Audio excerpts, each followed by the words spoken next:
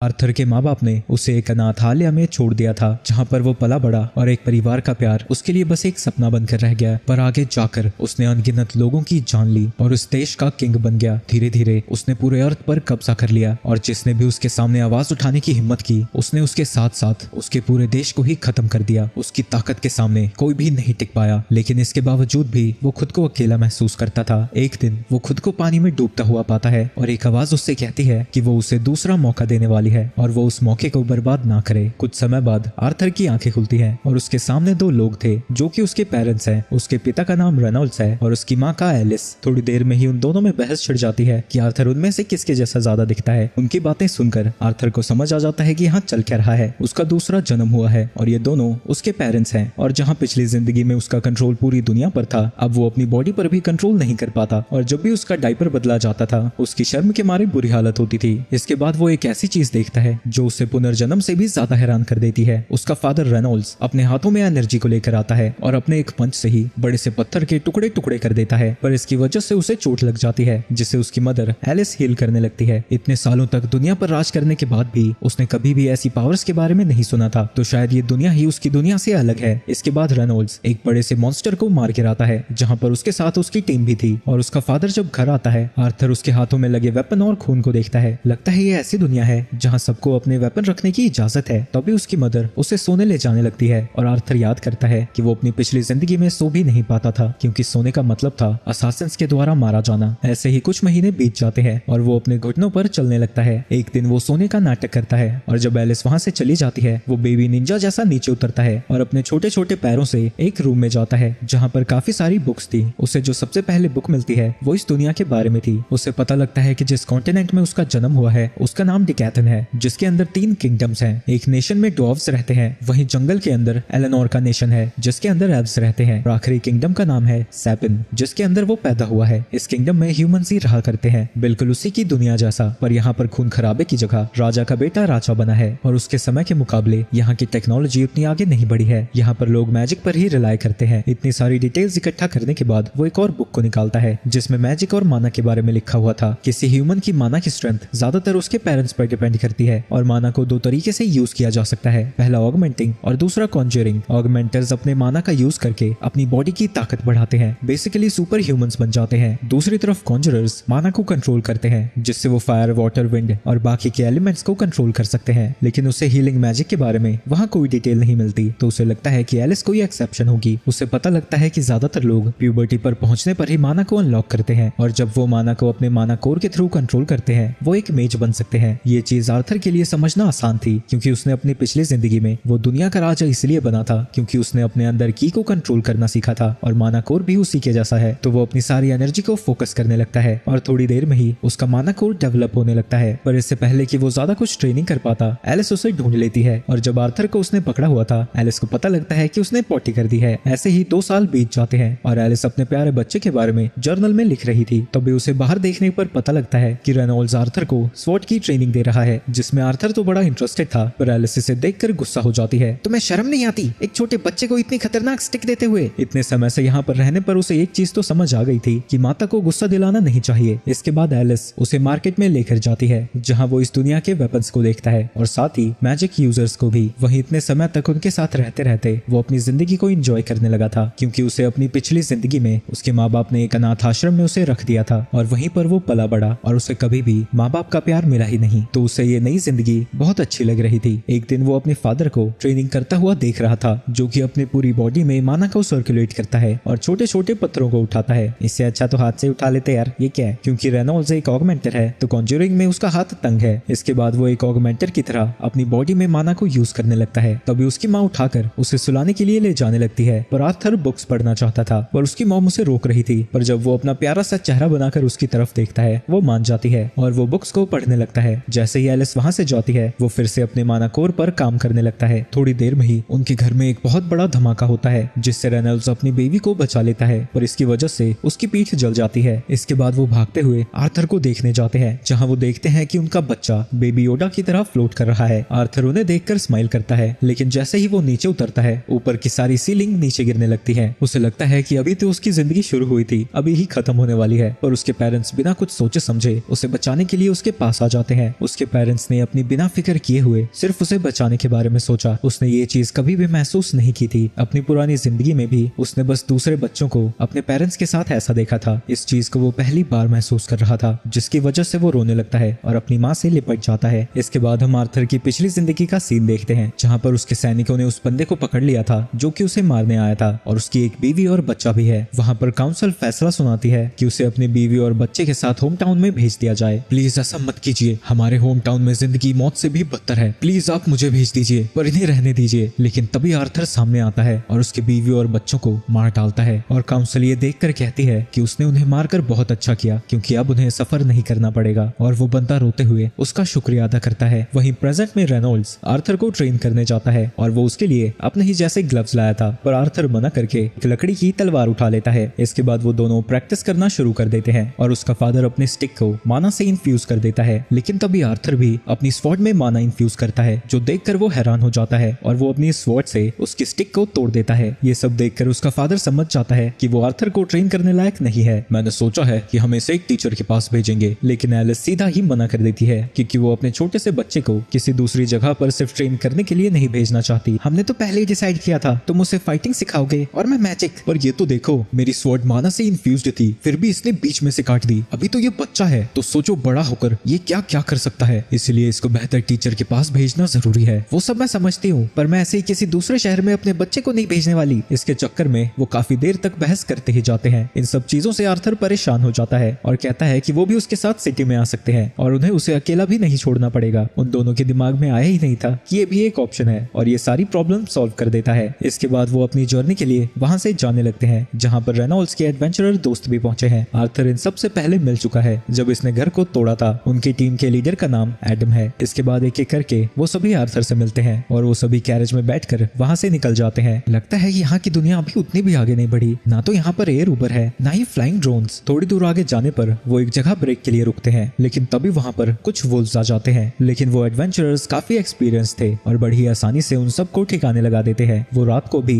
वहीं पर रुके हुए थे और साथ में बैठकर खाना खा रहे थे। वहां पर एलिस देखती है कि रेनॉल्ड्स को चोट लगी हुई थी, तो वो उसे हील करने लगती है। जैसे ही वो उसे हील करने लगती है, वो सारे एडवेंचरर्स उसके आसपास घेरा बना लेते हैं। ऐसा इसलिए था क्योंकि हीलिंग मैजिक बहुत ज्यादा रेयर होता है, तो इसीलिए इन्हें छुप कर रहना होता है, क्योंकि किडनैपर्स और काफी सारे लोग हीलर्स के पीछे पड़े रहते हैं। इसलिए रेनॉल्ड्स और एलिस आबादी से बहुत दूर जाकर रह रहे थे। वहीं खाना ठूसने के बाद एडम थोड़ी प्रैक्टिस करना चाहता था, और वो इसके लिए आर्थर को बुलाता है, और ताकि उसे चोट ना लगे वो अपने वेपन पर कपड़ा बांध लेता है। वो दोनों ही अपने अपने वेपन्स में माना को इन्फ्यूज करते हैं। वहीं आर्थर ने अपने पैरों में भी माना को इन्फ्यूज किया था, और जैसे ही वो एडम के ऊपर हमला करने वाला था, वो अचानक से उसके सामने से गायब हो जाता है और उसके पीछे पहुंच जाता है। ये अटैक करने के लिए उसके लिए परफेक्ट मौका था, पर उसके प्यारे प्यारे एंकल्स उसके हिसाब से काम नहीं करते और वो फिसल जाता है। इसकी वजह से एडम को उससे बचने का मौका मिल जाता है। इसके बाद वो दोनों फिर से क्लैश करते हैं, पर वो अपने छोटे से शरीर की वजह से हवा में उड़ता हुआ जाता है। ये देखकर एलिस डर जाती है, पर एंजेला अपने विंड मैजिक का यूज करके उसे आराम से नीचे उतार देती है, जिसके बाद सारे लोग उसे डांटने लगते हैं क्योंकि उसने एक छोटे से बच्चे पर इतनी ज्यादा ताकत यूज कर ली। अरे वो बच्चे जैसा कहाँ है, तुमने उसे देखा नहीं? इसके बाद आर्थर के पास जैस्मिन आती है। वो उसकी फाइट को देखकर बहुत इंप्रेस्ड थी और उसे सिखाने को कहती है जो उसने अपने पैरों पे मैजिक यूज किया था।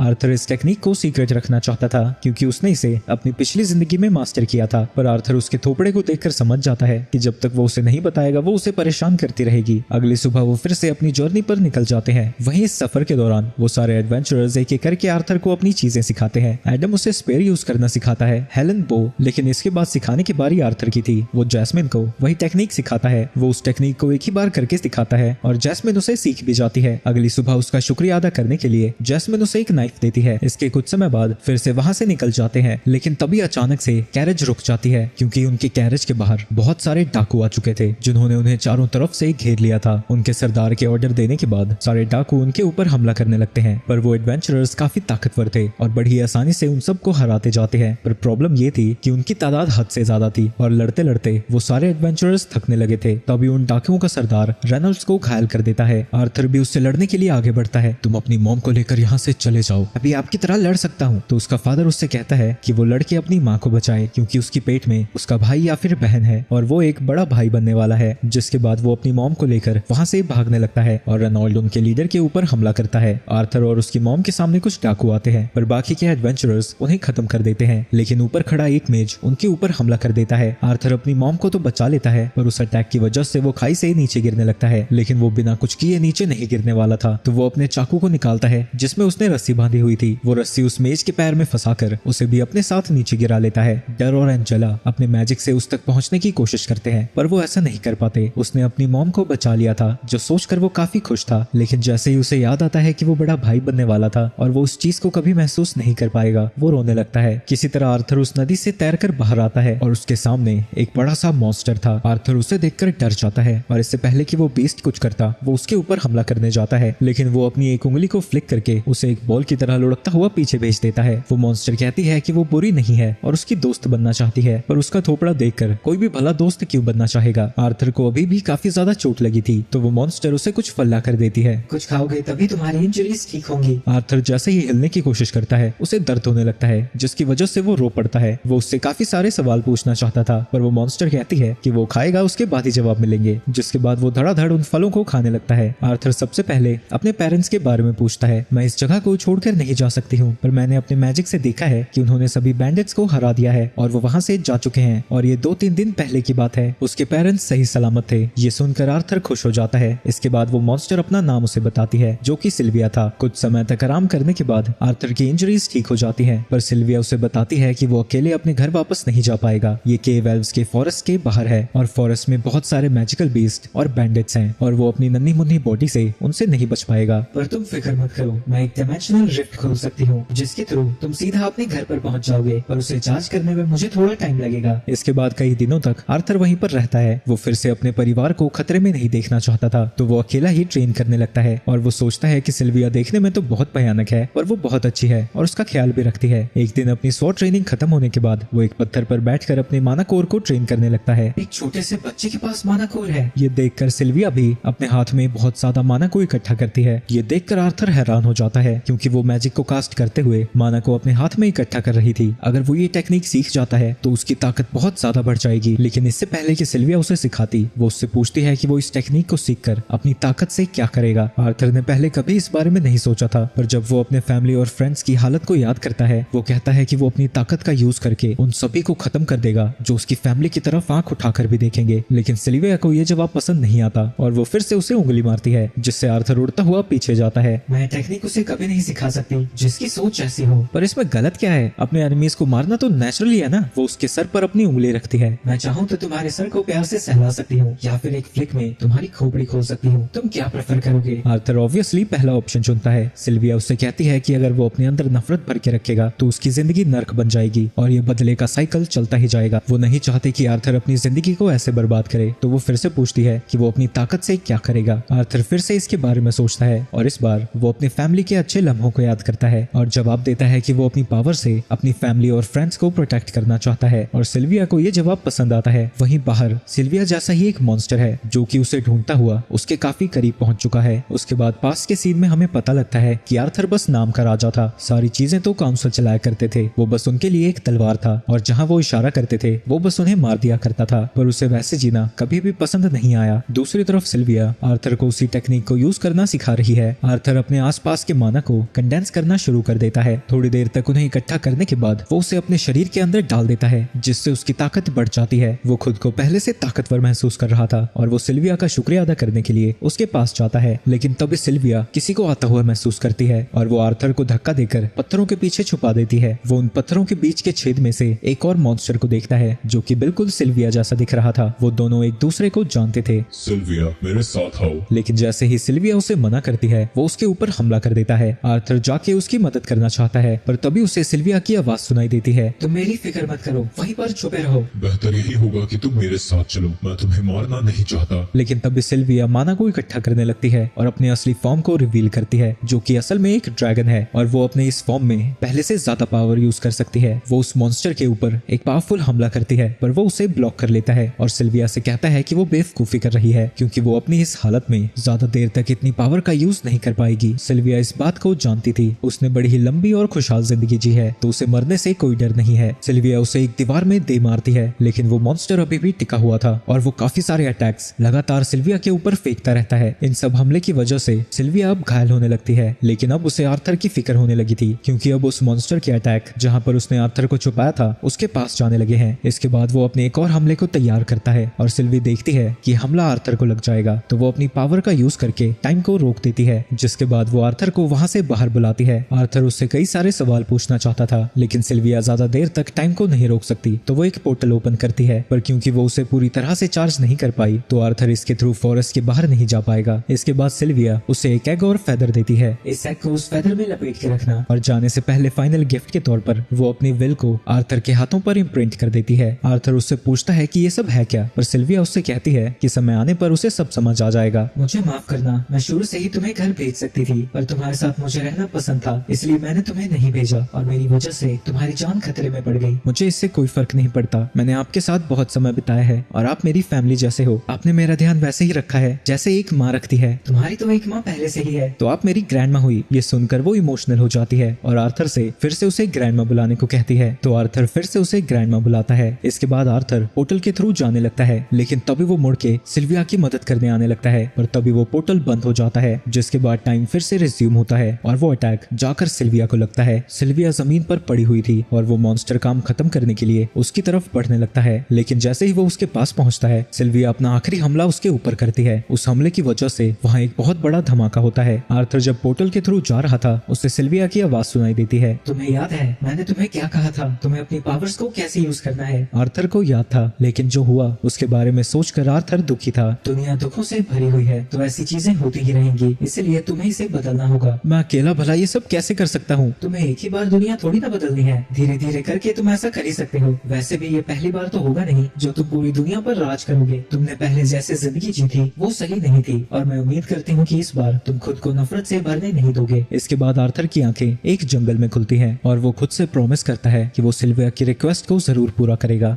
आर्थर अपनी स्किल्स को यूज करते हुए जंगल के थ्रू जाने लगता है। तभी उसे एक लड़की के चिल्लाने की आवाज आती है और वहां जाने पर उसे कुछ बैंडिट्स दिखते हैं जो कि एक लड़की को किडनैप कर रहे थे ताकि वो उसे एक स्लेव के तौर पर बेच सकें। वो उस एल्फ को कैरेज में डालकर वहां से जाने लगते हैं। आर्थर को याद आता है कि जिन बैंडिट्स ने उन्हें घेरा था वो भी औरतों और बच्चों को नुकसान पहुंचाना नहीं चाहते थे ताकि वो उन्हें स्लेव की तरह बेच सकें। ये सोचकर आर्थर गुस्से से भर जाता है, पर वो किसी तरह खुद को शांत करता है और उनकी कैरेज का पीछा करने लगता है। शाम के वक्त वो एक जगह पर आकर रुक जाते हैं, लेकिन आर्थर उस वक्त उन पर अटैक नहीं करता। वो अंधेरे का वेट करता है। जब रात हो जाती है, आर्थर उन सभी को खत्म करने की तैयारी करता है। सबसे पहले वो छोटे पत्थरों को फेंककर उन वुल्व्स का ध्यान भटकाता है। वुल्व्स की चीख से परेशान होकर एक बंदा उन्हें शांत कराने जाता है, लेकिन जब वो शांत नहीं होते वो उन्हें मारने लगता है। तभी उसके पीछे आर्थर आ जाता है और उसके ऊपर हमला कर देता है। जब उसका साथी उसकी मदद करने आता है, वो पहले बंदे का चाकू लेकर उसकी गर्दन को काट देता है। इसके बाद बाहर बस एक और बैंडिट बचा था। जब वो उसके ऊपर हमला करने आता है, वो उसके पैर पर अटैक करता है। ये सारा शोर शराबा सुनकर उनका बॉस भी कैरेज में से बाहर आता है। ये एक मेज है, इससे बचकर रहना। अरे वाह, पैसा मेरे पास चलकर आ रहा है। वो अच्छे खासे प्रोडक्ट को तोड़ना नहीं चाहता था, तो इसलिए वो तलवार रखकर मैजिक का यूज करने लगता है। आर्थर बॉस से लड़ने लगता है, लेकिन बाकियों के मुकाबले उसका फाइटिंग में एक्सपीरियंस कहीं ज्यादा था। वो उसी रस्सी और धागे का यूज करके उसे हराने की कोशिश करता है, पर ये ट्रिक भी बॉस पर काम नहीं आती और वो उसे लात मारकर दूर फेंक देता है। इसके बाद वो आर्थर को उसके पैरों से उठाता है और उसका मजाक उड़ाने लगता है, लेकिन तभी आर्थर अपने फायर मैजिक से उसके पैर के ऊपर हमला करता है और जब वो दर्द के मारे चिल्ला रहा था, आर्थर अपनी नाइफ को उसके सर के अंदर घुसा देता है और अब सिर्फ वहाँ पर एक ही जिंदा बैंडिट बचा था। और उसे मारने के बाद वो उस एल्फ के पास जाता है। उसकी आंखों पर पट्टी बांधी हुई थी, तो उसे कुछ नहीं पता है कि बाहर हुआ क्या है। वो उसकी पट्टी को हटाकर उसे बताता है कि अब वो सेफ है। इस लड़की का नाम टेशिया है। वो उसकी कैरेज से बाहर आने में मदद करता है, जिस दौरान वो उसके हाथ पर लगी चोट को देखती है। अरे हाँ, नॉर्मल बच्चों के लिए थोड़ा भयानक होगा, और उसे बाकी के शौक से बचाने के लिए वो उनकी डेड बॉडीज को छुपा देता है। टेसिया उससे पूछती है कि जिन्होंने उसे किडनैप किया था उनका क्या हुआ। अब मैं इसे ये तो नहीं बता सकता कि मैंने उन्हें मार दिया, असल में उनका एक एक्सीडेंट हो गया था और तुम फिक्र मत करो, वो दोबारा तुम्हें परेशान नहीं करेंगे। इसके बाद आर्थर अपने रास्ते निकलने लगता है, लेकिन टेशिया काफी डरी हुई थी और वो उसका हाथ पकड़कर कहती है कि वो उसके साथ चले। अगर उसने उसे यहाँ पर अकेले छोड़ दिया, उसे क्या पता जानवर खा जाए या फिर भूत। बात तो ये सही कह रही है, इसे मैं अकेला तो नहीं छोड़ सकता। इसके बाद आर्थर उन वुल्व्स की तरफ देखता है। वो उन्हें जान से मारने के बारे में सोच रहा था, पर टेशिया कहती है कि उसे उन्हें आजाद कर देना चाहिए, और इससे पहले कि आर्थर उसे रोक सकता,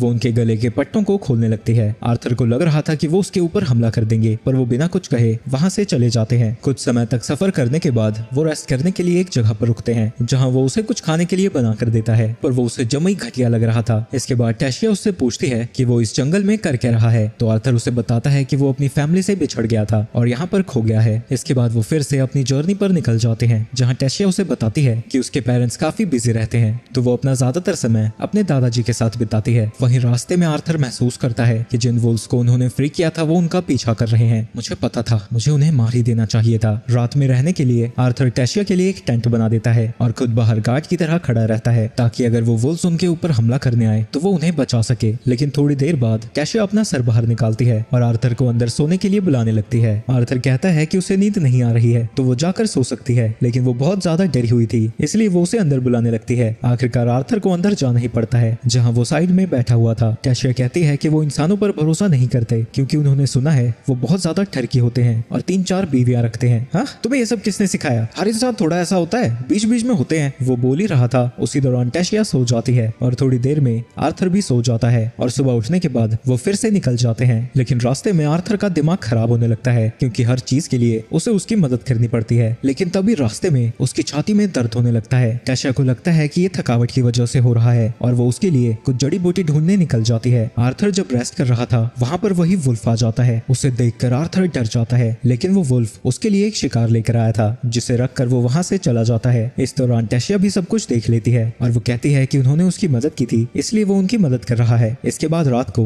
वो उसे पकाकर खाने लगते हैं जो कि उन्हें बहुत अच्छे लगते हैं। वहीं टेशिया कुछ मशरूम भी लेकर आई थी जो कि खाने में बड़े टेस्टी होते हैं, लेकिन जब आर्थर उसे खाता है उसका पेट खराब हो जाता है और उसे बार बार झाड़ियों में जाकर हल्का होना पड़ता है। इसके बाद रात को टेशिया बक बक करती ही जाती है, लेकिन आर्थर बहुत ज्यादा थक चुका था जिसकी वजह से वो सो जाता है। अगले दिन वो फिर से अपनी जर्नी पर निकल जाते हैं, लेकिन आर्थर का दर्द बढ़ता ही जा रहा था। रास्ते में टेशिया उससे पूछती है, फ्रेंड्स एक दूसरे को निकनेम से बुलाते हैं, तो क्या मैं तुम्हें आर्थर की जगह आर्ट बुला सकती हूँ? इसके बाद वो चलते चलते एक पेड़ के पास आते हैं जिसके बीच में से रोशनी आ रही थी। वो एक पोर्टल था जो कि टेशिया की कंट्री की तरफ जाता है। उसके थ्रू वो दोनों वहाँ पर पहुंच जाते हैं, लेकिन वहाँ पहुंचते ही कुछ सैनिक आर्थर को पकड़ लेते हैं और उसे मारने वाले थे। आर्थर टेशिया से मदद मांगने लगता है, लेकिन वो चुपचाप खड़ी थी। उसे ऐसा देखकर आर्थर हैरान हो जाता है। उन सोल्जर्स का कमांडर उन्हें ऑर्डर देता है कि वो उसे यहीं पर जान से मार दें और टेशिया अभी भी कुछ भी नहीं बोल रही थी और वो पछताने लगता है कि उसने उस पर भरोसा कैसे कर लिया, क्योंकि अपनी पिछली जिंदगी में भी उसने कई धोखे खाए हैं। लेकिन जैसे ही वो उसे मारने वाले थे टेशिया उसके सामने आ जाती है। इसने कुछ भी नहीं किया है, इसने तो मेरी जान बचाई है। पर सोल्जर्स का लीडर कहता है कि उसे ब्रेन वॉश कर दिया गया है। तभी वहाँ एक पोर्टल खुलता है और टेशिया के ग्रैंडफादर वहाँ पर आ जाते हैं। इसने हमारी प्रिंसेस को बचाया है और तुम इसे ही मारना चाहते हो। तभी आर्थर को सदमा लगता है क्योंकि वो नॉर्मल लड़की नहीं बल्कि इस किंगडम की प्रिंसेस है जो कि किसी वजह से उसने बताना जरूरी नहीं समझा। इसके बाद टेशिया के पेरेंट्स भी वहाँ पर आ जाते हैं जहाँ टेशिया की मदर तो उसे गले लगाती है, पर उसका बाप थोड़ा दिमाग से पैदल है और वो आर्थर को मारने का ऑर्डर देने लगता है। जिसके बाद टेशिया के दादाजी सारी सिचुएशन उसे समझाते हैं और टेशिया भी कहती है कि उसी ने उसकी जान बचाई है और उन्हें उसकी खातिरदारी करनी चाहिए। इससे पहले उसका फादर मना कर सकता। वो आर्थर का हाथ पकड़कर अपने कासिल की तरफ ले जाने लगती है और आर्थर को बहुत सारे स्नैक्स का लालच देती है जो कि किसी बच्चे पर काम करता, पर देखा जाए तो अभी वो बच्चा ही है। उसका फादर उसे रोकने की कोशिश करता है पर टेशिया उसके ऊपर भड़क जाती है और वो कुछ भी नहीं कह पाता। विलेज के थ्रू होता हुआ वो उसके कासिल की तरफ जाने लगता है जहाँ पर सभी लोग उसे अजीब तरीके से देख रहे थे, पर क्योंकि वो एक प्रिंसेस के साथ था कोई भी कुछ नहीं कहता। लेकिन अभी भी आर्थर सोच रहा था कि वो रिएक्शन आखिर था क्या, और रास्ते में फिर से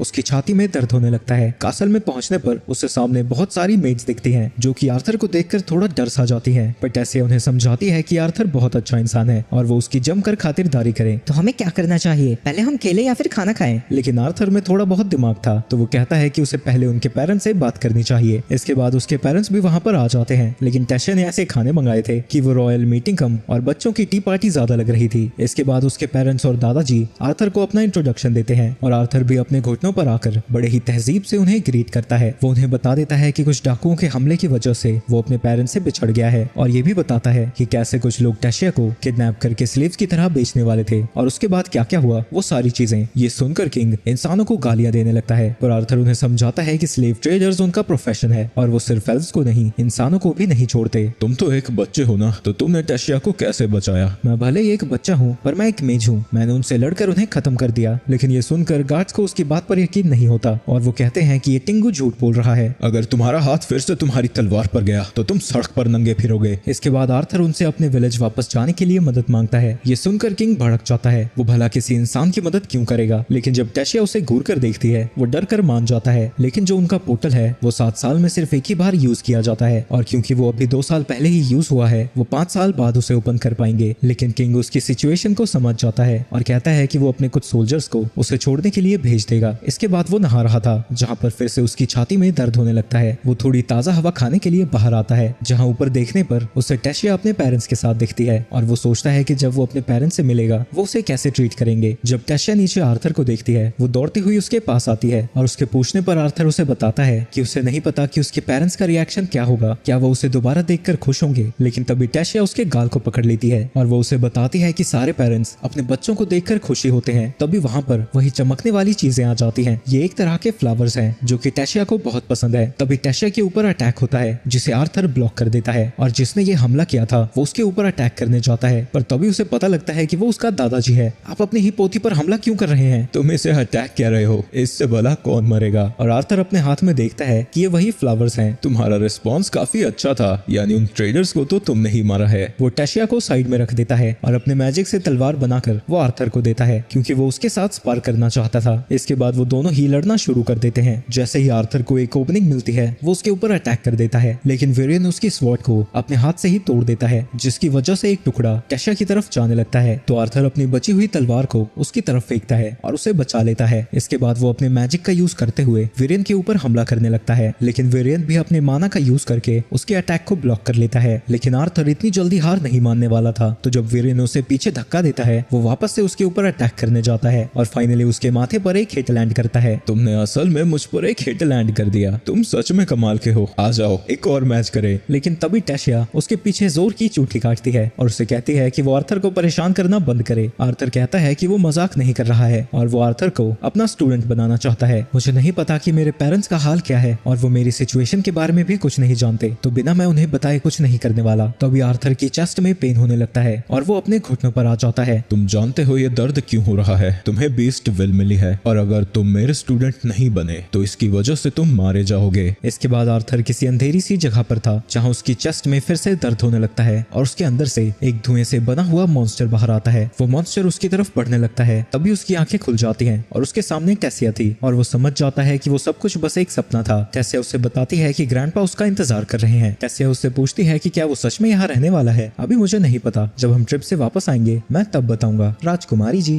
ये सुनकर टेसिया चिढ़ जाती है और उससे कहती है कि वो उसके नाम से बुलाए। दूसरी तरफ आल्डवेन वेरियन से कह रहा था कि आर्थर एक इंसान है और उसकी यहाँ पर कोई जगह नहीं है और ये उनके ट्रेडिशंस के खिलाफ है, पर वेरियन कहता है कि वो लड़का उसे पसंद है, इसलिए वो उसे यहाँ पर रखना चाहता है। इसके बाद वो कैरेज में बैठकर वेरियन के किसी सीक्रेट दोस्त से मिलने जा रहे थे, जहाँ रास्ते में ही टेसिया उसके कंधे पर सो जाती है। वेरियन उससे कहता है कि वो एक प्रिंसेस है, तो जो भी उसके आसपास के लोग हैं वो सब उससे अच्छा बनने के लिए झूठ बोलते रहते हैं, इसलिए वो उसके साथ इतनी क्लोज है। और आर्थर समझ जाता है कि इसीलिए उसने उसे राजकुमारी बुलाने से मना किया था। इसके बाद वो उस जगह पर पहुंच जाते हैं जहाँ वेरियन सीधा गेट पर जाकर लात मारता है, जिसके बाद अंदर से एक बूढ़ी औरत बाहर आती है। वेरियन बताता है कि ये उसकी पुरानी दोस्त है और इसका नाम रीनिया है। ये एक सोर्सरर है और इसके पास कई सारी यूनिक स्किल्स भी हैं। यूनिक स्किल्स यानी ऐसे स्पेल्स जो कि नॉर्मल 4 एलिमेंट्स में नहीं आते, बिल्कुल मेरी मॉम की तरह। अंदर जाने के बाद रीनिया उसे घूरने लगती है। तुम तो एक स्पेशल चाइल्ड हो, तुम में कुछ तो अलग है जिसे मैं देख नहीं पा रही हूँ। तुम्हारा फ्यूचर और पास्ट भी मुझे टुकड़ों में ही दिख रहा है। मैं यहाँ पर किसी प्रोफेसी के लिए नहीं आया हूँ, मैं बस अपने पेरेंट्स से कांटेक्ट करना चाहता हूँ। वो आर्थर के सामने एक पानी का टब रखती है और उससे कहती है कि वो अपने पेरेंट्स के बारे में सोचता रहे। कुछ देर कंसंट्रेट करने के बाद वो अपने पेरेंट्स को देख पा रहा था, जो कि खाने के टेबल पर बैठे थे, पर तभी उन्हें आर्थर की याद आने लगती है और वो दुखी हो जाते हैं। और आज आर्थर का बर्थडे भी है। आर्थर जब खाई में गिर गया था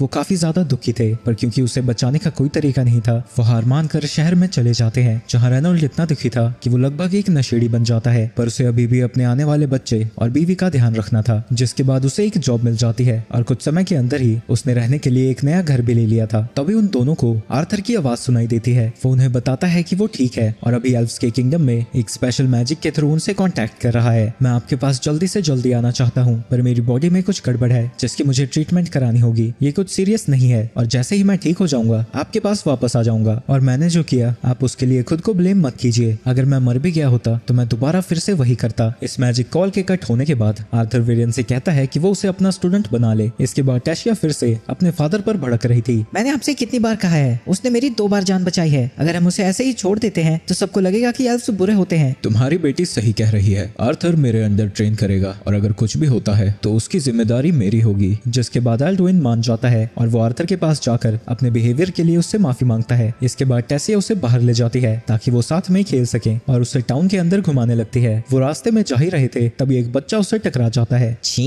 एक इंसान से टकरा के मेरे ऊपर इंसान के कीड़े लग गए। और उसके साथ जो बाकी के बच्चे थे वो भी उसे उल्टा सीधा बोलने लगते हैं। वहीं आर्थर बेचारा कंफ्यूज था कि उसने आखिर किया क्या है। टेसिया उससे कहती है कि वो उन सबको इग्नोर करे और उसे ले जाने लगती है, पर तभी वो उसे रोक देता है। अगर आप इसके साथ जाएंगी तो आपकी रेपुटेशन खराब हो जाएगी, अब मुझे मौका दीजिए। फ्रिरिथ नोबिलिटी का एक मेंबर है और वो खुद को बहुत ही ऊंचा मानता है, तो आर्थर उसका थोड़ा मजाक उड़ाने का सोचता है और ऐसा दिखाता है जैसे उससे मिलकर उसे बहुत खुशी हुई, पर उसका नाम जानबूझ के गलत प्रोनाउंस करता है। इसकी वजह से फेरिथ उसके ऊपर भड़क जाता है, तो आर्थर कहता है कि ये गलती से उससे प्रोनाउंस हो गया, अगली बार जब वो मिलेंगे वो उसका सही नाम लेगा और टेशिया के साथ जाने लगता है। लेकिन फेरिथ बिगड़ा हुआ तो था पर गधा नहीं, और वो समझ जाता है कि वो जानबूझ के उसका मजाक उड़ा रहा है और वो आर्थर को एक डुएल के लिए चैलेंज कर देता है। तुम पागल वागल हो गए हो? आर्थर वेरियन का स्टूडेंट है जो कि किंगडम में सबसे ताकतवर है, तुम ऐसे के स्टूडेंट को चैलेंज कर रहे हो? तुम्हें सच में लगता है मैं किसी ह्यूमन से हारूंगा? जिसके बाद आर्थर को भी उसके डुएल को एक्सेप्ट करना ही पड़ता है। फेरिथ पूरे आत्मविश्वास के साथ आर्थर की तरफ बढ़ने लगता है, पर बेचारे का सारा प्लान धरा का धरा रह जाता है। आर्थर बस उसे एक मुक्का मारकर सीधा जमीन पर गिरा देता है और अब क्योंकि डुएल खत्म हो गया था, टेशिया आर्थर को लेकर वहां से जाने लगती है, जिसके बाद वो सारा दिन साथ में ही बताते हैं और टेशिया उसे अलग अलग जगह पर लेकर जाती है। और सारी जगह पर घूमने के बाद वो एक बैल्कनी में खड़े थे। टेशिया उससे पूछती है कि उसकी ट्रेनिंग कब से शुरू होने वाली है। कल सुबह से, लेकिन आर्थर कुछ सोचने में बिजी था। फ्लैशबैक में वेरियन आर्थर को बता रहा था कि उसकी ट्रेनिंग बहुत खतरनाक होने वाली है। उसकी ट्रेनिंग ऐसी होगी जैसे उसके शरीर को पानी में उबाला जा रहा हो और उसे इस चीज से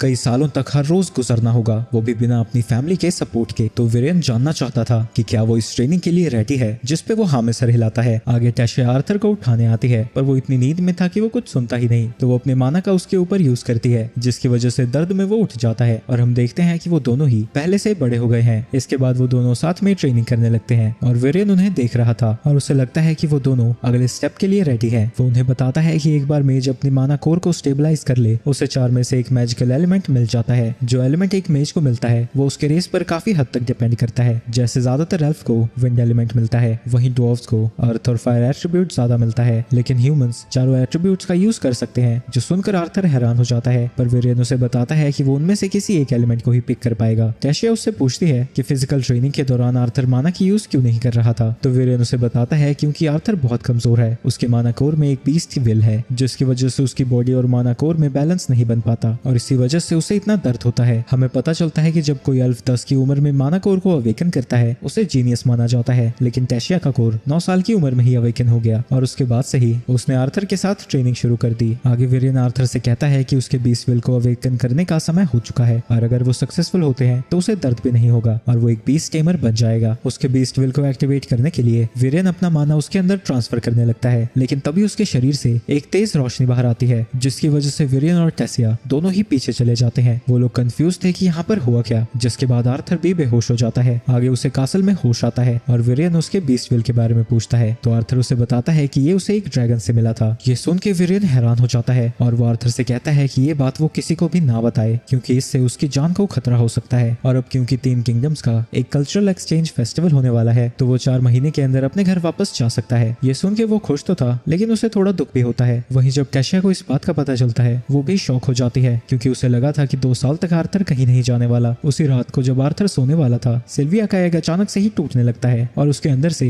एक प्यारा सा बेबी ड्रैगन बाहर आता है। आर्थर को भी वो बड़ा प्यारा लगता है, लेकिन तभी अचानक से वो उसे काट लेता है। इसकी वजह से उसके हाथ पर एक निशान आ जाता है और वो उस ड्रैगन की आवाज अपने दिमाग में सुन पा रहा था। उसे पता लगता है कि वो ड्रैगन उसके दिमाग में बात कर सकती थी और वो उसका नाम सिल्वी रखता है और उससे कहता है कि वो उसे अब से अपना पप्पा समझे। अगली सुबह टेशिया आर्थर को उठाने जाती है, लेकिन सिल्वी को देखकर वो जोर से चिल्ला उठती है, जिसकी वजह से डर के मारे आर्थर भी उठ जाता है। पर वो देखता है कि टेशिया डर के मारे नहीं, बल्कि इसलिए चिल्लाई थी क्योंकि वो बहुत ज्यादा प्यारी है। इसके बाद वो अपनी ट्रेनिंग के लिए वेरियन के पास जाने लगते हैं। वहीं रास्ते में टेशिया लाख कोशिश करती रहती है कि सिल्वी उसके पास आ जाए, लेकिन वो नहीं जाती। वहीं जब वेरियन सिल्वी को देखता है, उसकी भी आगे फटी की फटी रह जाती है, पर यह देखकर वो समझ जाता है कि आर्थर की बीस्ट विल के पूरी तरह से एसिमिलेशन होने के बाद ही वो एग हैच हुआ होगा। और वो आर्थर से कहता है कि वो सबको यही बताए कि एक रेयर माना बीस्ट है, कोई ड्रैगन नहीं। वेरियन कहता है कि वो एक बीस्ट टेमर की तरह अवेकन हुआ है, तो उसे अपना बीस्ट और माना कोर दोनों को ही ट्रेन करना होगा और ऐसा करने का सबसे बेस्ट तरीका एक ही है, वो है असली फाइट। वेरियन डार्क एनर्जी से खुद को घेर लेता है और एक अजीब से ही मॉन्स्टर में बदल जाता है और आर्थर से कहता है कि अब उनकी ट्रेनिंग को शुरू करने का समय हो चुका है, लेकिन वो वेरियन की मूवमेंट्स को फॉलो ही नहीं कर पा रहा था, तो वो हार मान लेता है। अब बहुत ही ज्यादा डरावने लग रहे हैं। वेरियन अपने नॉर्मल फॉर्म में आता है। आर्थर कहता है कि जब वो उस शैडो फॉर्म में थे, वो उसकी प्रेजेंस को भी सेंस नहीं कर पा रहा था, तो वेरियन बताता है कि ऐसा इसलिए था क्योंकि वो मैजिक से साउंड और विंड को कंट्रोल कर रहे थे। इसके कुछ दिनों बाद हम देखते हैं कि आर्थर ने अपने बीस्ट विल को मास्टर कर लिया है और अब वो उसकी पावर्स का यूज कर सकता है और साथ ही उसकी बॉडी इतनी स्ट्रांग हो गई है कि उसकी माना कोर का दर्द अब उसे परेशान नहीं करता। इसके बाद वो टेशिया के साथ मार्केट में घूम रहा था जहाँ फेरित फिर से उससे टकरा जाता है, लेकिन आर्थर को वो जरा भी याद नहीं था, जो देखकर फेरित गुस्सा हो जाता है और उसे याद दिलाता है कि वो पिछली बार कैसे मिले थे और वो उसे फिर से एक डुएल के लिए चैलेंज कर देता है। पर जैसा कि पहले बार हुआ था, इस बार भी वो बड़ी ही आसानी से हार जाता है, जो देखकर उसके दोनों ही दोस्त उसकी बेइज्जती करने लगते हैं। टेशिया आर्थर को उसके बारे में बताती है और फाइनली उसे याद आ जाता है। तुमसे मिलकर बहुत खुशी हुई। वो दोनों हाथ मिलाते हैं और फेरित के दोस्त कहते हैं कि वो हमेशा से ही आर्थर का दोस्त बनना चाहता था, क्या तुम लोग भी कल्चरल एक्सचेंज प्रोग्राम में हिस्सा लोगे? तो वो उसे बताते हैं कि सभी नोबल्स को इसमें हिस्सा लेना पड़ेगा, पर फेरित को लगता है कि टेशिया इसमें पार्टिसिपेट नहीं करेगी क्योंकि वो बेवकूफ है और क्या पता फिर से गुम हो जाए। ये सुन के टेशिया उसे मुक्का मार देती है। ये देख के आर्थर टेशिया को दूर लेकर जाता है और वो उसे समझाता है कि वो अपने ही लोगों के ऊपर ऐसे हमला नहीं कर सकती, पर टेशिया रोते हुए कहती है कि वो जल्द ही जाने वाला है और अब वो उसके बाप जैसी एक्टिंग क्यों कर रहा है। जिसके बाद वो वहाँ से चली जाती है। उसी रात को टेशिया अपने रूम में रो रही थी, लेकिन तभी वहाँ पर आर्थर आ जाता है और वो उसे अपने साथ जंगलों में चलने को कहता है। जाते हुए टेशिया कहती है कि उन्हें यहाँ पर आना अलाउड नहीं है, फिक्र मत करो, हमें कुछ नहीं होगा। रास्ते में उन्हें वो हाउंड्स भी दिखते हैं जिनकी उन्होंने जान बचाई थी। इसके बाद वो एक कैंप फायर लगाकर बैठकर बातें करने लगते हैं। टेशिया कहती है कि वो नहीं चाहती कि वो यहाँ से चला जाए, लेकिन इससे पहले कि आर्थर कुछ कहता वो सो जाती है। अगले दिन आर्थर अपने जाने की तैयारी कर रहा था। जाने से पहले वीरेन उसे एक कंपास देता है और कहता है कि वो इसकी मदद से एलेनोर में वापस आ सकता है, पर रात में ज्यादा घूमना नहीं चाहिए। आपको पता लग गया? हाँ सॉरी। इसके बाद जब आर्थर जाने वाला था तभी वहाँ पर टेशिया भागी हुई आती है और उससे कहती है कि वो अपना ध्यान रखे, और जाने से पहले आर्थर उसे गले लगाता है और कहता है कि वो उसे बहुत मिस करेगा। इस रोने धोने के बाद आर्थर जायरस सिटी में पहुंच जाता है, जहाँ जब वो अपने घर पर पहुंचता है उसकी बहन दरवाजा खोलती है जिसका नाम एलेनोर है। उसके पेरेंट्स उसे देखकर हैरान थे, जिसके बाद वो उसे गले लगा लेते हैं, लेकिन एलेनोर अभी भी कंफ्यूज थी और उनसे पूछती है कि आखिर ये है कौन। तो एलिस उसे बताती है कि ये उसका बड़ा भाई है। आगे उनसे अलग होने के बाद जो जो घटा था वो उन्हें सारी चीजें बता देता है, लेकिन सिल्विया के बारे में वो उन्हें कुछ नहीं बताता क्योंकि उसे लगता है कि उसके बारे में जानने से भी उनकी जिंदगी खतरे में आ सकती है। और सिल्वी के बारे में बताता है कि उसे ये बीस्ट एक मानव बीस्ट के केव में मिला था, वहाँ पर उसकी माँ की मौत हो रही थी तो उसने इसे अडॉप्ट कर लिया। आगे आर्थर अपने फादर से उनकी जॉब के बारे में पूछता है। मैं ऑक्शन हाउस में सिक्योरिटी इंस्ट्रक्टर हूँ और मेरा माना कोर 2 साल पहले डीप ऑरेंज कलर में पहुंच गया था। इसके बाद हमें माना कोर के कलर के बारे में पता लगता है, जो कि डार्क कलर से लाइट की तरफ जाते हैं और ब्राइट कलर्स डार्कर कलर से ज्यादा ताकतवर होते हैं। आर्थर तुम्हारा स्टेज कौन सा है? मैं लाइट रेड पर हूँ। ये सुन के उसका पप्पा हैरान हो जाता है क्योंकि उसका बेटा जल्द ही उससे आगे निकल जाएगा और वो उससे कहता है कि उन्हें गार्डन में स्पार करना चाहिए। तभी उसका बॉस विंस्टन हेल्स्टिया वहाँ पर पहुंच जाता है और वो उससे आर्थर के बारे में पूछता है, तो आर्थर उसे अपना इंट्रोडक्शन देता है। विंसेंट की बेटी लिलिया को सिल्वी बड़ी प्यारी लगती है। इसके बाद रे उसे बताता है कि वो लोग स्पार करने के लिए बाहर जा रहे हैं और विंसेंट को यकीन नहीं होता कि आर्थर का माना कोर ब्राइट रेड है क्योंकि वो सिर्फ 8 साल का है, क्योंकि जायरस एकेडमी में जिन्हें जीनियस कहा जाता है वो भी 11 साल की उम्र तक मुश्किल से डार्क रेड तक पहुंच पाते हैं। मैं अपने माना कोर को ढंग से ट्रेन नहीं कर पा रहा था क्योंकि मेरा सारा फोकस सिल्विया की बीस्ट विल पर था। उसकी अपने फादर के साथ फाइट शुरू हो जाती है जो कि उसके अटैक्स को ब्लॉक कर रहा था। तुम्हारे स्किल्स काफी इंप्रूव हो गए हैं और अब मैं सीरियसली लड़ने वाला हूँ। रेनॉल्ड्स अपनी बॉडी को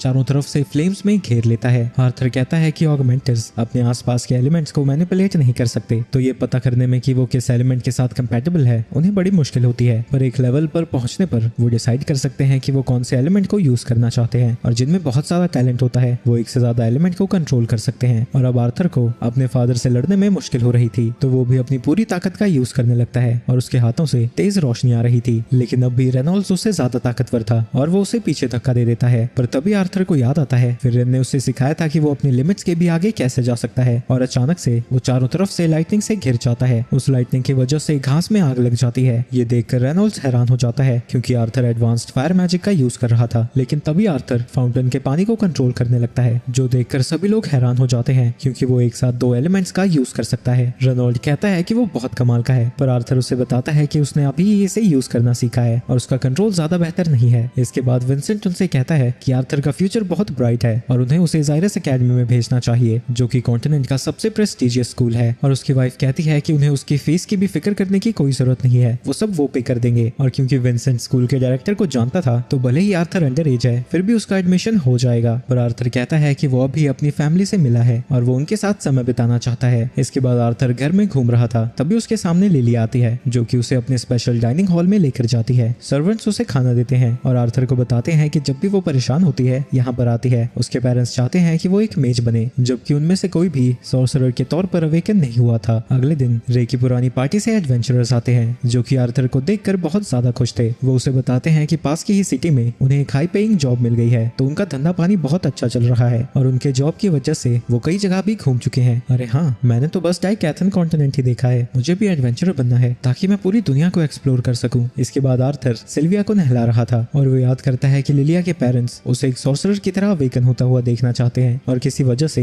ये चीज उसके दिमाग से निकल ही नहीं रही। इसके बाद उसकी माँ उससे कहती है कि अब उसका हुलिया सुधारने का समय आ चुका है और वो उसे एक हेयर स्टाइलिस्ट के पास लेकर जाती है, जो कहता है कि जब वो अपना काम खत्म करेगा वो शाइन करेगा। उसका नया लुक सभी को पसंद आता है। आर्थर उनसे पूछता है कि वो उसे हेयर स्टाइलिस्ट के पास क्यों लेकर आए थे, तो टागथा बताती है क्योंकि वो हेस्टिया के ऑक्शन हाउस में उसे लेकर जाना चाहते हैं, पर आज के लिए वो बस उसे शहर घुमाएंगे। एलेनोर अपने बड़े भाई के साथ घूमने के लिए बहुत एक्साइटेड थी। ये देखकर लिलिया जेलस फील करने लगती है क्योंकि उसके आने से पहले वो उससे चुपकी रहती थी। ऐसा शायद इसलिए है क्योंकि वो मुझसे अभी ही मिली है। इसके बाद वो साथ में मिलकर शहर में घूमने लगते हैं, लेकिन रास्ते में उसे कुछ जायरस एकेडमी के स्टूडेंट्स मिलते हैं। लिलिया कहती है कि उनकी यूनिफॉर्म उन्हें अथॉरिटी देती है, पर आर्थर को वो डेंजरस लग रहे थे क्योंकि उनमें से कोई भी बिगड़े बाप की सुधरी औलाद तो थी नहीं। इसके बाद वो एक ऐसे शॉप पर जाते हैं जहाँ पर बीस्ट कोर बेचा जाता है और टागथा बताती है कि जिस कोर के अंदर बीस्ट विल होती है उनकी कीमत 100 गोल्ड कॉइन से भी ज्यादा है, लेकिन आर्थर को पता ही नहीं था कि आखिर गोल्ड कॉइन्स की वैल्यू है कितनी। तो टागथा उसे बताती है कि 100 गोल्ड कॉइन्स 250 साल तक जीने के लिए काफी है। लिलिया कहती है कि वेपन स्टोर में इससे सस्ते कोर्स अवेलेबल हैं और वो उनमें से ही एक खरीदना चाहती है, पर टागथा उसे बताती है कि बीस्ट कोर का मतलब ये नहीं कि वो अवेकन हो ही जाएगी। वैसे भी बीस्ट कोर के लिए उसकी उम्र बहुत कम है। आगे वो साथ में खाना खाने लगते हैं, लेकिन आर्थर देखता है कि लिलिया दुखी थी और वो अचानक से ही वहाँ से जाने लगती है, तो वो उसे फॉलो करता है और देखता है कि वो बीस्ट कोर बेचने वाली दुकान पर गई है, जहाँ उसे पता लगता है कि वो अपनी पॉकेट मनी से उनमें से एक बीस्ट कोर को खरीद सकती है। लेकिन आर्थर उसे रोक देता है और बताता है कि सिर्फ उससे उसकी मैजिक अवेकन नहीं हो जाएगी। लिलिया कहती है कि वो कोशिश तो कर ही सकती है, उसने अपना मैजिक अवेकन करने के लिए सब कुछ ट्राई कर लिया है लेकिन कुछ भी काम नहीं किया। वो उसकी फीलिंग्स को नहीं समझ सकता क्योंकि वो एक जीनियस है। वो समझ जाता है कि वो इतना प्रेशर उसी की वजह से फील कर रही है और वो उससे बात करना चाहता है, लेकिन वो उससे बात नहीं करना चाहती थी और उसके हाथ को झटक देती है, जिस दौरान वो एकेडमी के एक स्टूडेंट से टकरा जाती है। वो तुरंत ही उससे माफी मांग लेती है, लेकिन वो स्टूडेंट्स उसे बुली करने लगते हैं। शोर शराबे को सुनकर शॉपकीपर बाहर आता है, लेकिन जब उसे पता लगता है कि वो जायरस के स्टूडेंट्स हैं, वो उन्हें कुछ भी नहीं कहता। वो उसे फायर मैजिक से डराने लगते हैं और आर्थर भी उनसे लड़ने के लिए तैयार हो रहा था, लेकिन तभी वहाँ टैबिथा आ जाती है और उन्हें बताती है कि लिली हेल्सियास की डॉटर है। उन्हें पता है कि उनकी फैमिली एकेडमी में डोनेट करती है और अगर वो उससे भिड़ते हैं तो डायरेक्टर उन्हें की खटिया खड़ी कर देगी, तो वो वहाँ से जाने लगते हैं। लेकिन उनमें से एक को लगता है कि वो अपनी जगह को खरीदना चाहती है क्योंकि एकेडमी में एडमिशन के लायक उसमें टैलेंट नहीं है। इसके बाद विंसेंट को पता लगता है कि वहाँ पर क्या हुआ था और लिलिया उससे माफी मांगती है। वो उससे कहते हैं कि उसे फिक्र करने की कोई जरूरत नहीं है, एक बार आर्थर एकेडमी को ज्वाइन कर ले तो ये प्रॉब्लम सॉल्व हो जाएगी। लिली को लगता है कि वो उसकी जगह आर्थर को एकेडमी में भेजना चाहते हैं क्योंकि वो अब भी मैजिक यूज नहीं कर सकती। टैबिथा उसको शांत रहने को कहती है, लेकिन लिली कहती है कि वो उन सब से नफरत करती है। इसके बाद वो अपने रूम में चली जाती है और उसे लगता है कि उनकी फैमिली एकेडमी में इसलिए डोनेट कर रही है ताकि उसका एडमिशन आसानी से हो सके। तभी वहाँ पर आर्थर आता है। मैं कभी भी तुम्हारी जगह नहीं लेना चाहता था, पर लिलिया बताती है कि वो उससे जेलस फील करती है क्योंकि उसके फादर का सारा अटेंशन अब उस पर जाता है और उसे लगता है कि इसमें उसी की गलती है क्योंकि वो अभी तक अपने मैजिक कोर को अवेकन नहीं कर पाई और उससे उसके पेरेंट्स भी बहुत निराश होंगे। ऐसी बात नहीं है, तुम्हारे पेरेंट्स तुमसे बहुत प्यार करते हैं और हम सब जानते हैं कि तुम अपने माना कोर को अवेकन करने के लिए कितनी मेहनत कर रही हो और तुम्हारे फादर मुझसे अटैच इसलिए हैं क्योंकि वो बिल्कुल एलेनोर की तरह है और मैं यहाँ पर नया नया आया हूँ। इसके बाद वो उसके पेरेंट्स के पास जाता है। लिलिया भाग गई है ताकि वो अपने माना कोर को अवेकन कर सके, पर आपको फिक्र करने की कोई जरूरत नहीं है, मुझे पता है वो कहाँ गई है। इसके बाद वो उन्हें लिलिया का लेटर देता है जिसे पढ़कर उसे पता चलता है कि लिलिया इसलिए भागी क्योंकि उसे लगता है कि वो उन दोनों के ऊपर बोझ है और अब विंसेंट को लगने लगता है कि उन्होंने उसके ऊपर ज्यादा प्रेशर डाल दिया। वो उसे मेज की तरह इसलिए अवेकन होता हुआ देखना चाहते थे ताकि उसका फ्यूचर अच्छा हो सके, लेकिन वो अगर मैजिक नहीं यूज कर पाई तब भी कोई फर्क नहीं पड़ता,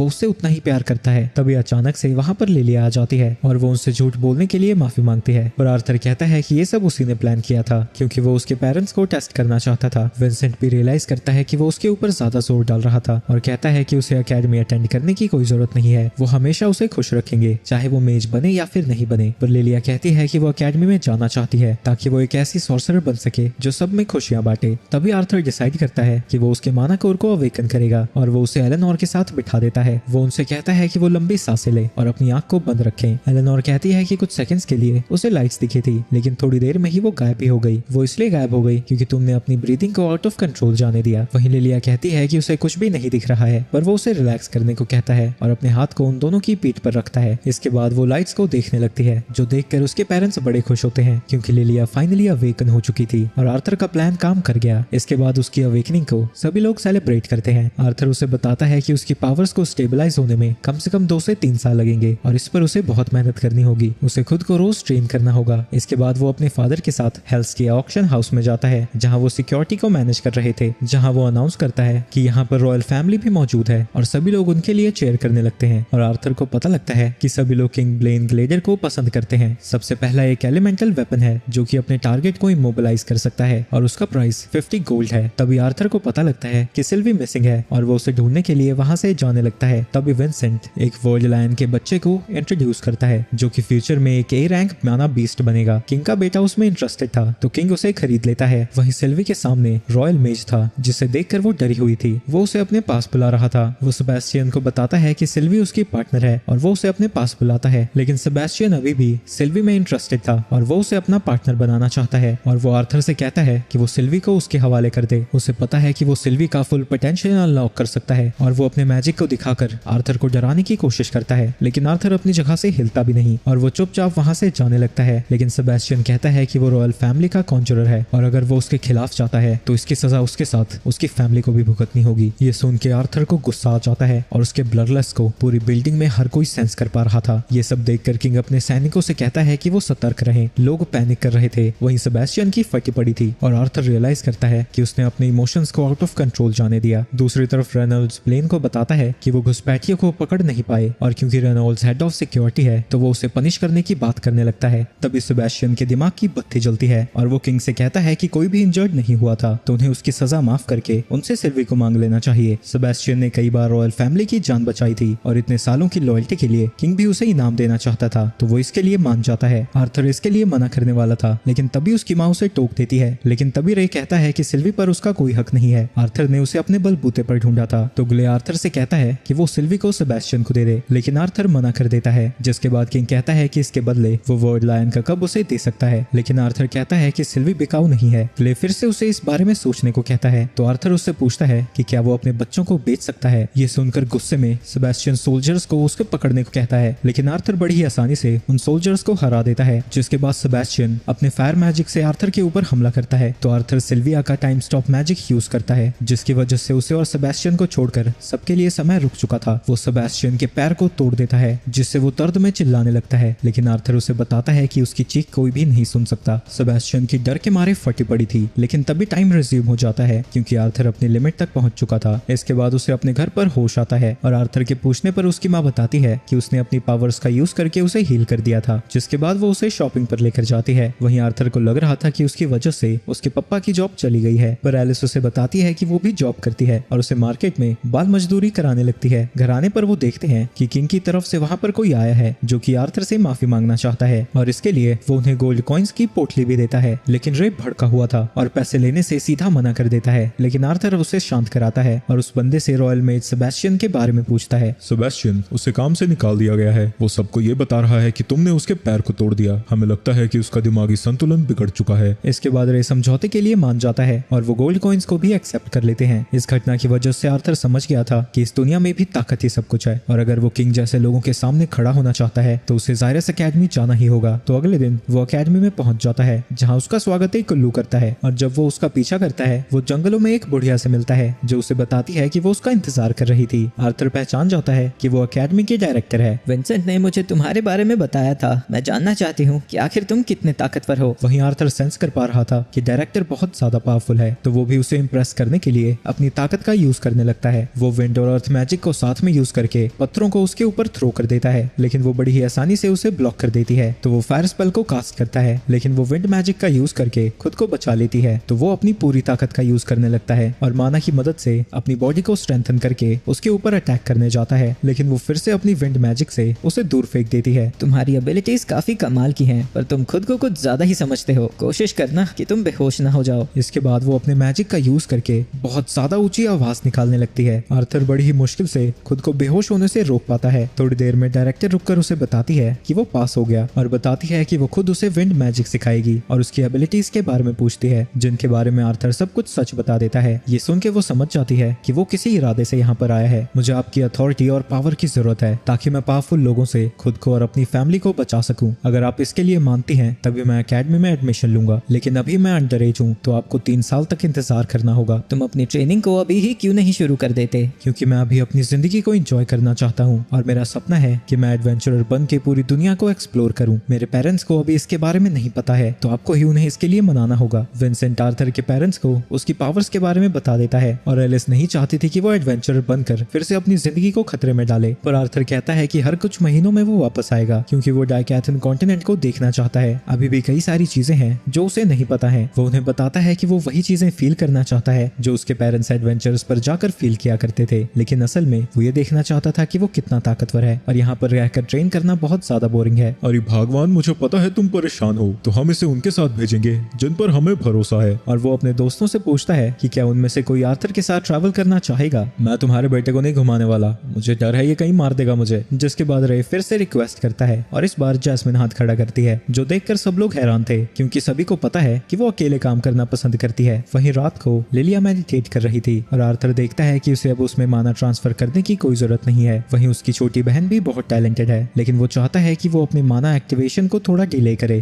ताकि वो गलत लोगों की नजरों में ना आ जाए। इसके बाद वो रे के साथ ऑक्शन हाउस जाता है और अपने लिए तलवारों को ढूंढने लगता है, लेकिन वहाँ पर कोई भी तलवार उसे नहीं जम रही थी। सिल्वी उसे एक स्टाफ के पास लेकर जाती है, लेकिन वो उसका स्टाइल बिल्कुल नहीं था। पर उठाने पर आर्थर नोटिस करता है कि उसका वजन बहुत ज्यादा है और उसे लगता है कि शायद ये कोई एलिमेंटल वेपन है। और जब वो अपने माना को उसमें डालता है वो अचानक से ही ग्लो करने लगता है और वो देखता है कि वो असल में एक तलवार है, लेकिन उसके लिए ये वेपन थोड़ा हैवी था। जिसके बाद वो उसकी शार्पनेस को टेस्ट करना चाहता था और जब वो एक बैरल को कट करता है वो उसे मक्खन की तरह काट देता है। आगे वो देखता है कि उस तलवार के ऊपर अजीब तरह की लिखावट थी पर उसे नहीं पता था कि उसका मतलब क्या है, लेकिन तभी वो उसे नीचे गिरा देता है क्योंकि उससे बिजली बाहर आ रही थी। इसके बाद जब वो उसे दोबारा उठाता है वो नोटिस करता है कि इसका वजन काफी हल्का हो गया है और उसके बॉडी के हिसाब से ये बिल्कुल परफेक्ट है। इसके बाद रे वहाँ पर पहुंच जाता है और वो उसे एक रैंडम सी तलवार दिखा देता है और कहता है कि उसने ये खरीदा है। जब विंसेंट उससे उस स्टाफ के बारे में पूछता है वो उसे बताता है कि वो उसे ऐसे ही नीचे गिरी हुई मिली और वो इसका यूज प्रैक्टिस करने के लिए करना चाहता है। विंसेंट जब एक वर्कर से पूछता है वो उसे बताता है कि एक बुढ़े ने उनके ऊपर ये फेंक दिया था क्योंकि उसे कोई भी वर्दी बंदा नहीं मिल रहा था जो इस स्टाफ के लायक हो, और अप्रेजर्स ने चेक करने के बाद बताया है कि इसमें कुछ भी स्पेशल नहीं है। तो अब वो एक हायर रैंक के अप्रेजर से इसे चेक कराना चाहते हैं, लेकिन आर्थर विंसेंट से रिक्वेस्ट करने लगता है कि उसे ये स्टाफ चाहिए और वो उसे अंकल कह के बुलाता है। अंकल सुन के वो खुश हो जाता है और वो स्टाफ को आर्थर को दे देता है। इसके बाद आर्थर का 9वां जन्मदिन सेलिब्रेट किया जा रहा था। आर्थर की माँ ने उसे एक गॉन्टलेट गिफ्ट किया था जिसमें हीलिंग स्टोन्स हैं। वहीं विंसेंट आर्थर को एक रिंग देता है और उसमें से एक रिंग वो एलिस को देता है और बताता है कि अगर आर्थर का माना कभी बहुत ज्यादा कम होगा तो वो इसे चेक कर पाएगी। एडम आर्थर को एक स्क्रोल देता है जिसमें आर्थर साउंड को रिकॉर्ड करके किसी को भी भेज सकता है। आर्थर सभी को प्रेजेंस के लिए शुक्रिया अदा करता है। इसके बाद वो अपनी पैकिंग शुरू कर देता है। मेरी फैमिली और फ्रेंड्स मुझसे बहुत ज्यादा प्यार करते हैं तो मुझे उन्हें प्रोटेक्ट करने के लिए ताकतवर बनना ही होगा। जाने से पहले उसकी फैमिली उससे कहती है कि वो उनकी फिक्र ना करें और अपना ध्यान रखे। जिसके बाद वो जैस्मिन के साथ वहाँ से निकल जाता है और वो एडवेंचरर्स गिल्ड में जाते हैं ताकि वो आर्थर का रैंक असेस कर सके। उसने मास्क पहना हुआ था ताकि रॉयल फैमिली उसे ना पहचान जाए और वो नकली नाम नोट यूज कर रहा है। रिसेप्शनिस्ट उसे एक बंदे के पास लेकर जाती है और उसे बताती है कि वो यहाँ पर ए रैंक एडवेंचरर जैस्मिन के साथ आई है और वो उसके साथी का रैंक असेस करना चाहते हैं। वो बंदा अपना इंट्रोडक्शन देता है और बताता है कि वो गिल्ड का चीफ कैस्पियन है। नॉर्मली प्रैक्टिकल एग्जाम से पहले एक रिटन एग्जाम होता है और माना कोर को भी चेक किया जाता है, पर क्योंकि जैस्मिन उसे यहाँ पर लेकर आई थी तो इन सब की कोई जरूरत नहीं है। जिसके बाद वो जैस्मिन से कहता है कि उसके फादर कुछ दिन पहले यहाँ पर आए थे। इसके बाद आर्थर उसे अपना नाम नोट बताता है और वो दोनों हाथ मिलाते हैं जिससे आर्थर को पता लग जाता है कि वो बहुत ज्यादा पावरफुल है। इसके बाद वो एग्जाम हॉल में पहुंचते हैं जहाँ वो एक डायन नाम की लड़की को एग्जामिनर से फाइट करता हुआ देखते हैं जो आसानी से उसके वाटर स्पेल को काउंटर करके उसके पीछे पहुंच जाती है। वो उसे बताती है कि उसका मैजिक इंप्रेसिव है पर डिफेंसेस कमजोर, तो वो सी रैंक से शुरू करेगी। इसके बाद अनाउंसर वहाँ एलाइजा को बुलाता है। वो बंदा एग्जामिनर से बात करता है और कहता है कि एलाइजा बी रैंक से शुरू करेगा, जो देख के सभी लोग कंफ्यूज हो जाते हैं क्योंकि उसने तो एग्जाम दिया ही नहीं। अगला कैंडिडेट लूकस नाम का छोकरा है जो कहता है कि एग्जाम करवा के वो उसका टाइम वेस्ट कर रहे हैं, उसे तो सीधा ए क्लास को ज्वाइन कर लेना चाहिए। और एग्जामिनर कहती है कि वो लाइट ऑरेंज स्टेट पर है। ये सुन के जैस्मिन भी इंप्रेस हो जाती है। वहीं आर्थर जब उसके कान को देखता है वो समझ जाता है कि वो एक एल्फ है। मैच के शुरू होते ही लूकस अपने फायर गार्डियन को समन करके उसके ऊपर हमला कर देता है, लेकिन एग्जामिनर अर्थ मैजिक से उसके गार्डियन को डिस्ट्रॉय कर देती है। तो वो अपने स्पेल का यूज करके आसमान में एक बड़ा सा फायरबॉल बनाता है जो कि एग्जाम साइट के चारों तरफ गिरने लगता है, लेकिन वो अपने मैजिक के ऊपर से कंट्रोल खो बैठता है है, जिसकी वजह से वो फायर बॉल पूरे एग्जाम हॉल को डिस्ट्रॉय करने वाला था, लेकिन एग्जामिनर अपनी पावर से उसके स्पेल को डिस्ट्रॉय कर देती है और लूकस हार जाता है। लेकिन एग्जामिनर उसकी तारीफ करती है, लेकिन उसके बोलते बोलते ही लूकस उसके ऊपर अटैक कर देता है। लेकिन ऐन वक्त पर आर्थर अपनी तलवार फेंक कर एग्जामिनर को बचा लेता है। ऑफिशियल एग्जामिनर पर अटैक करने के लिए लूकस को डांट लगाने लगता है और एग्जामिनर कहती है कि उसका घमंड उसकी सबसे बड़ी कमजोरी है और इसीलिए उसे ए नहीं बी क्लास में होना चाहिए, और वो अपने मैजिक का यूज करके उसे एग्जाम हॉल से दूर भेज देती है। इसके बाद अनाउंसर आर्थर को एग्जाम के लिए बुलाता है और वो एग्जामिनर से लड़ने के लिए तैयार हो जाता है। लेकिन जब अनाउंसर उसके ऑरा को फील करता है वो घबरा जाता है। ये देखकर कैस्पियन वहां पर आ जाता है और अनाउंसर से कहता है कि आर्थर का टेस्ट वो लेगा। अनाउंसर कहता है कि वो डबल ए क्लास एडवेंचरर है, वो इस तरह से एग्जाम को एडमिनिस्टर नहीं कर सकता। तो कैस्पियन कहता है कि वो उसके गार्डियन को जानता है, इसलिए वो इससे लड़ना चाहता है। वहीं आर्थर पहले से ही जानता था कि कैस्पियन पावरफुल है और वो उससे लड़ने के लिए एक्साइटेड था। वो अपनी स्वॉर्ड को फ्लेम से कवर करके कैस्पियन के ऊपर अटैक कर देता है। वहीं कैस्पियन लगातार बड़ी तेजी से उसके ऊपर अटैक करता ही जा रहा था। वो हवा में कूदकर कैस्पियन के ऊपर अटैक करने जाता है, लेकिन कैस्पियन अपनी तलवार की एक ही स्विंग से उसे पीछे भेज देता है और उससे कहता है कि वो ओवर कॉन्फिडेंट ना हो। इसके बाद रिसेप्शनिस्ट आर्थर को बताती है कि वो अब एक बी रैंक एडवेंचरर है। वहीं एग्जामिनर्स बात कर रहे थे कि वो कैसे कई सारे बी रैंक एडवेंचरर से एक ही दिन में मिल गए। तो कैस्पियन उन्हें याद दिलाता है कि ज़ायरस सिटी ने एल्व्स और डॉर्फ्स को भी यहाँ पर एडवेंचरर्स की तरह इनवाइट किया है और लूकस एक हाफ एल्फ है। वहीं एलाइजा ह्यूमन है, लेकिन वो डॉर्फ्स के किंगडम में पला बड़ा है। उसे डॉर्फ्स के पहले रिप्रेजेंटेटिव की तरह यहाँ पर भेजा गया है और उसे एग्जाम को स्किप करना इसलिए अलाउड किया गया क्योंकि उसका एक गारंटर है जिससे कैस्पियन भी ओवर रूल नहीं कर पाया। वहीं वो आर्थर के बारे में कुछ नहीं जानते, लेकिन उसका गारंटर फ्लेम्सवर्थ फैमिली से बिलोंग करता है, जिन्हें पूरे किंगडम में बेस्ट फायर मेजेस को प्रोड्यूस करने के लिए जाना जाता है। वहीं वो आर्थर की स्वॉर्ड स्किल से काफी ज्यादा इंप्रेस था और उसे लगता है कि वो फ्यूचर में बहुत पावरफुल बनेगा, लेकिन अभी भी उसके लिए रास्ता लंबा है। दूसरी तरफ आर्थर रियलाइज करता है कि वो अपनी पिछली जिंदगी जैसा ट्रेन नहीं कर रहा है, क्योंकि जिन पावर्स के साथ वो पैदा हुआ था उसे उनकी आदत हो गई है। रास्ते में वो एलाइजा से टकरा जाता है, जिसे याद आता है कि आर्थर ने ही एग्जामिनर को लूकस के अटैक से बचाया था। वहीं लूकस उनसे पूछता है कि वो उससे क्यों नहीं बात कर रहे, क्योंकि वो भी रैंक बी एडवेंचरर है। तो आर्थर कहता है कि वो उसे पसंद नहीं करते क्योंकि उसने रूल्स को तोड़ा था। गुस्से में वो आर्थर का गला पकड़ लेता है और कहता है कि उन दोनों के लेवल्स में बहुत ज्यादा फर्क है, लेकिन आसपास के सभी लोग उसे ही देख रहे थे।